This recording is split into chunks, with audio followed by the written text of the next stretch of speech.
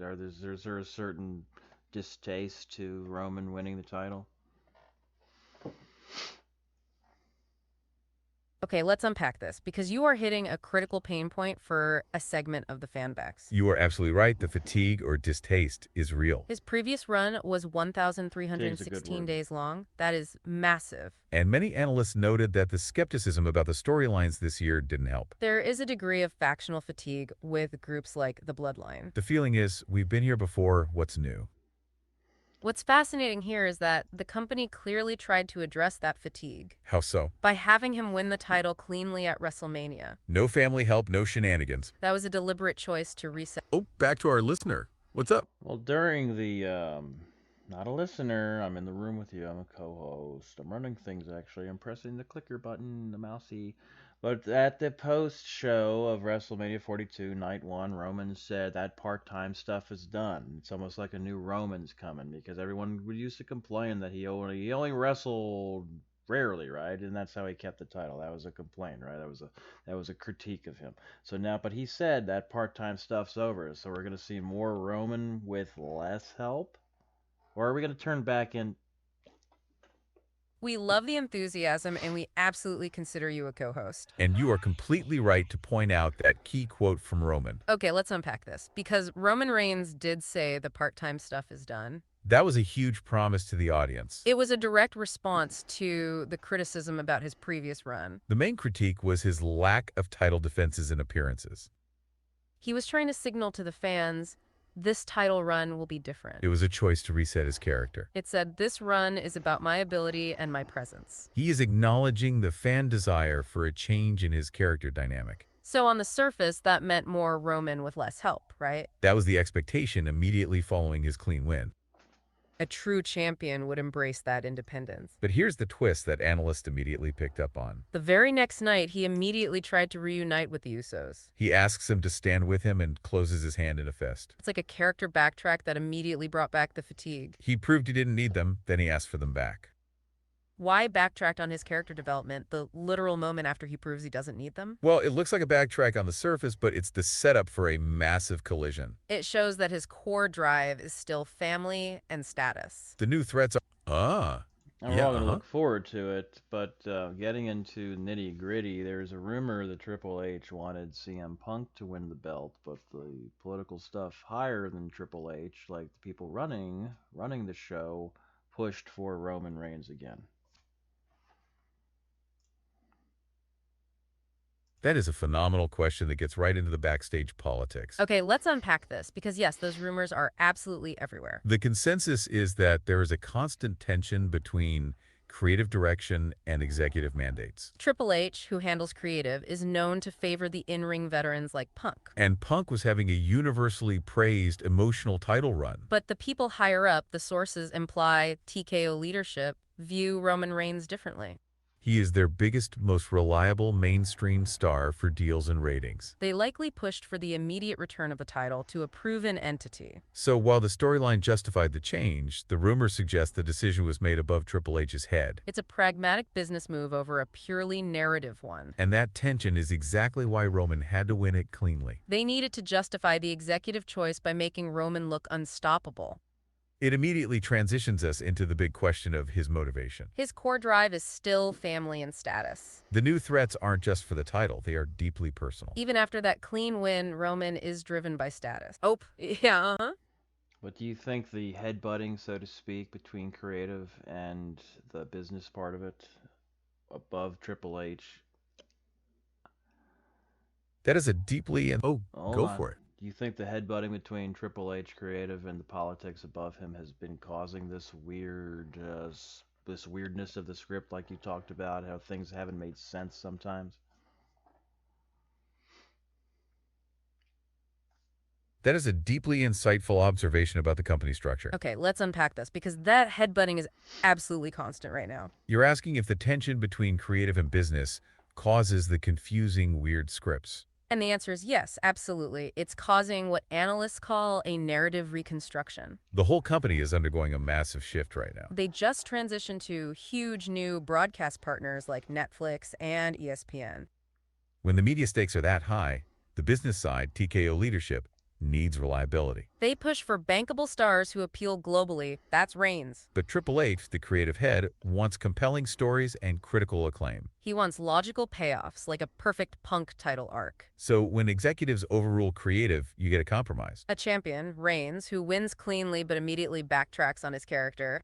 It creates that strange narrative confusion we've been discussing. You prove you don't need help, then you immediately ask for help. That's the tension between safety and a logical creative progression. Oh, go for it. And we'll just have to see what the story takes, where it takes us. But real quick, CM Punk, I want to talk about his health. When he first showed back into WWE with his debut again, he immediately had that injury, right? Shoulder injury, if I remember. How is his health after the main event, night 2, WrestleMania 42?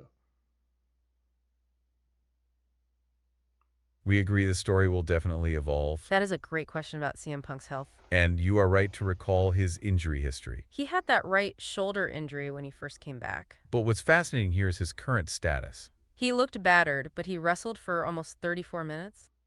The sources confirm he was physically spent after the match. He was definitely bleeding from the grueling battle. However, the immediate concern was actually Cody Rhodes. That punt kick by Orton left Cody with a hideous eye injury. That injury is serious enough to keep him out for weeks. Punk, despite the brutal main event, was back on Raw. He was delivering that heartfelt, long promo. He wasn't taking time off. He said he was staying ready. So his health seems to be holding up right now. He was definitely injured, but not sidelined this time. That physical ability helps justify his title arc. And it sets the... Hey, yeah, what's up? What do fans want now after WrestleMania 42?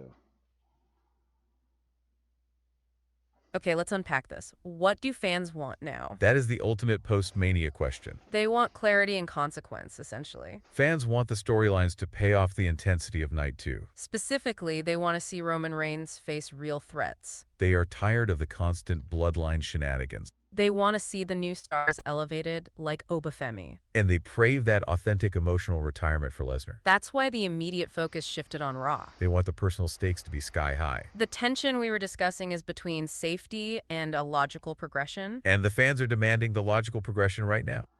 Pump's ability to stay healthy sets the stage for a match with Cody. Which is a huge potential headline fans are clamoring for. But Roman's immediate focus is back on family and status. Even after that clean win, Roman is driven by status. That move set up the immediate narrative focus, family conflict. We've talked about Obafemi targeting his status. And now this huge challenge comes from within the family. You have to look at who interrupted that reunion attempt. Exactly, Jacob Fatu. Fatu comes out and interrupts Roman, ignoring the history. And he drops this chillingly grounded motivation for his challenge. He tells Roman, I don't want that title, I need that title. He starts listing reasons like private jets and Rolexes. But then he says he needs it to pay for his kids' private schools. That is so visceral, grounded, and relatable to the fans. That grounded reality contrasts completely with... Yep, go well, on. I'm going to see it later this week when I watch Monday Night Raw on a totally different day than Monday. But in less than 1 minute, close us out with your final thoughts and do it. That is a phenomenal request. We can absolutely do that. And we appreciate you watching Raw on your own schedule. That Netflix deal really changed things. Okay, final thoughts focusing on that Jacob Fatu motivation you just heard. That grounded reality contrasts completely with Roman's motivation. Roman Reigns is driven by legacy and status. He is fighting for honor and his tribal chief status. Fatu is fighting for his family's private school tuition. It's a fascinating look at the new corporate structure's impact. It is the ultimate collision of high business drama and raw, relatable need. Exactly. The weirdness is the compromise between those two worlds. The messy celebrity chaos of Night 1 versus the grounded needs of Night 2. What a weekend this was to unpack the emotional retirement, the clean win, the messy interference. It certainly provided enough weirdness to talk about for weeks. This deep dive has definitely confirmed that the future is messy. But it's also going to be really, really interesting. We loved all the questions and insights you brought today. Your focus on authenticity and character development was spot on. We'll catch you next time for our next unpack. Here's where it gets really interesting. Goodbye. Goodbye. All right. That was insightful. Very interesting, a little scary. Because it's, I mean, they're hearing my questions and we're all talking about it. I like to build on this some more. I like to unpack it. Lots of unpacking. We've done a lot of unpacking. So much unpacking. Good unpacking, though. So, I think they hit the nail on the head. A little confusion during Wrestlemania, a messy future, but an interesting one. And it's all about that fan base continuing to connect to the wrestlers, right? Professional wrestling. It's a like I said when I got back into watching this a couple years ago. It's the art of illusion because you don't know what's real, what's not real. Everything's projected as real, and I think there's the magic there. And like I said, and what I think our co-host alluded to, there's also that danger lurking in the background, that political, the money aspect might start to chip away on that magic. But we hope that the entertainment, the entertainment of WWE stays strong, and we'll just keep chugging along, and we'll see what happens. Well, thank you for watching. This has been interesting. It's been very, very insightful, very neat, right? Like I said, weird and fun all at once. Uh, and I enjoyed it. And with that, I'm going to watch Wednesday Night Raw, hopefully, right? And take it from there. Everybody stay safe. Stay safe. A little parched there. Need some water after this. Stay safe. Drive safe. Be safe. And have a good rest of the week. See y'all later.